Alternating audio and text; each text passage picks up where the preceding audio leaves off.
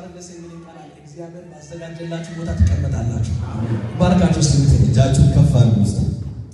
ከፍ አድርጉ እስቲ እጃችሁን። እጅ ያለው እጁ ከፍ ያድርግ።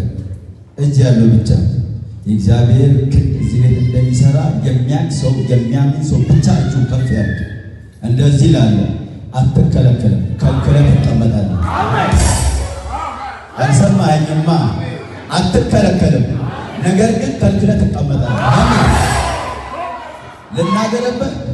ልናገርብህ አትደበቅም፣ ከተደበቅበት ትገለጣለህ። አሜን። ሰማይ ይኸውልህ ጉድጓድ ውስጥ የተጣለው ዳንኤል ነው። ትንቢተ ዳንኤል ምዕራፍ 6 ቁጥር 3 ላይ እንደዚህ የሚል ቃል አለ። ዳንኤልም ይልና መልካም መንፈስ ስለነበረው ይላል ከአለቆችና ከመሳፍንቶች ምን ብሎ በልጦ ተገኘ። ልናገርባ በጠላት መንደር ላይ በልጠህ ትገኛለህ። አዳኪና ዲያቻ ዛሬ መልእክት አለ ለሚቀበለኝ ሰው መልእክት አለኝ።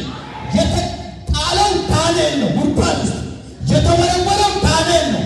የተበሉትስ የወረወሩትን ነው አንበሳ የበላው። ዛሬ ጠላት ባዘጋጀው ይገባል። አንተ ካፋ ጴንጤ የለም። እኔ አማኝ ነኝ እናገርብሃለሁ። ስትወጣ እንደዚህ ይሆናል። ይዘጋጅላል፣ አትጨነቅም። አናኪ ካሊያስ ሰማይ ትንቢተ ዳንኤል ምዕራፍ 6 ቁጥር 3 ላይ እንደዚህ የሚል ቃል አለ። ዳንኤል ይልና መልካም መንፈስ ስለነበረ ከአለቆችና ከመሳፍንቶች በልጦ ተገኘልና ንጉሡም ይልና በመንግስቱ ሁሉ ላይ ምን ሊሾመው አሰበ። ዛሬ በጠላት ወረዳ ላይ ትሾማለህ። አይሰማም። እንደዚህ ብዬ ልናገርበት። በጠላት ወረዳ ላይ